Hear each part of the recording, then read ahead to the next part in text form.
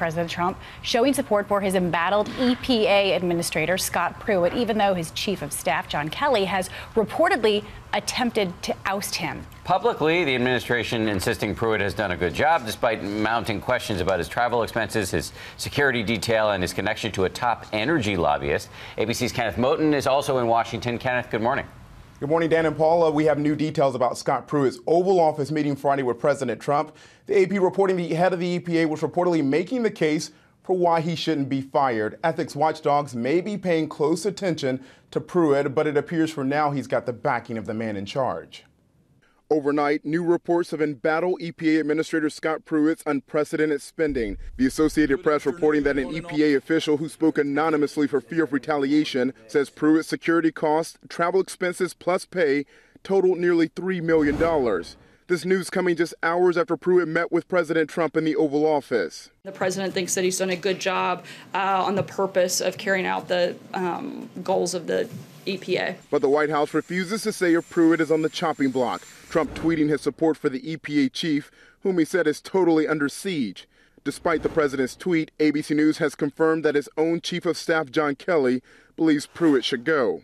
The scrutiny magnified by this Fox News interview about top aides getting hefty pay raises. Why did you go around the president and the White House to give pay raises to two staffers? I did not. My staff did, and I found out about that yesterday, and I changed it. But EPA officials telling ABC News that's not true. They say Pruitt knew about the raises and supported them. One aide received a nearly $57,000 increase. Pruitt, already under fire for that housing deal that allowed him to pay $50 a night for this D.C. apartment, is owned by a Washington lobbyist whose husband represents clients who fall under the EPA's jurisdiction. It was like an Airbnb situation. When I was not there, the landlord, they had access to the entirety of the facility. New details about that living arrangement. ABC News has learned the city says the landlord did not have a license to rent out the room. And Politico reports Pruitt overstayed his welcome.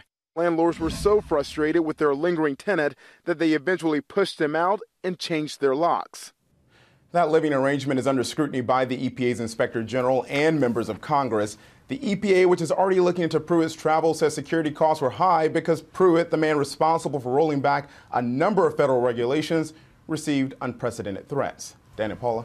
Kenneth, thank you. Let's bring in Matt Dowd, our chief political analyst. He's in Texas this morning. Matt, good morning. So let's start with Pruitt. He has been arguing that this whole thing is an effort by the left to smear him. Do you buy that?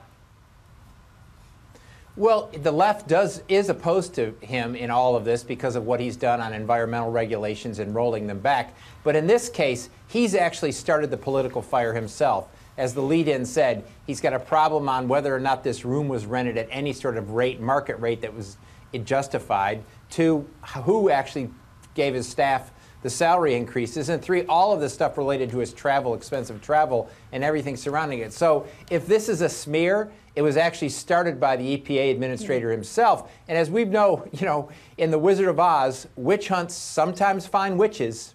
You certainly do. And there are calls from Democrats and Republicans for Pruitt to step down. I want to ask you about this possible trade war with China. So Trump has said it is not a trade war. Do you view what he said so far as just bluster, or do you legitimately think that he's ready to go toe-to-toe with China over these tariffs? Well, I take the president at his word, and I think he's already launched a series of tariffs around the world, especially on China.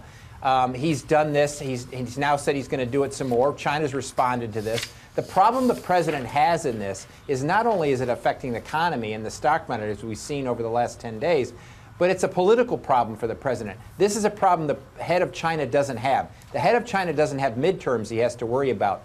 President Trump has midterms he has to worry about. And the way China is going about their tariff response in this, it is dramatically affecting those areas, especially in the Midwest and the Farm Belt, that Donald Trump has to depend on for his political upbringing in the course of the midterm.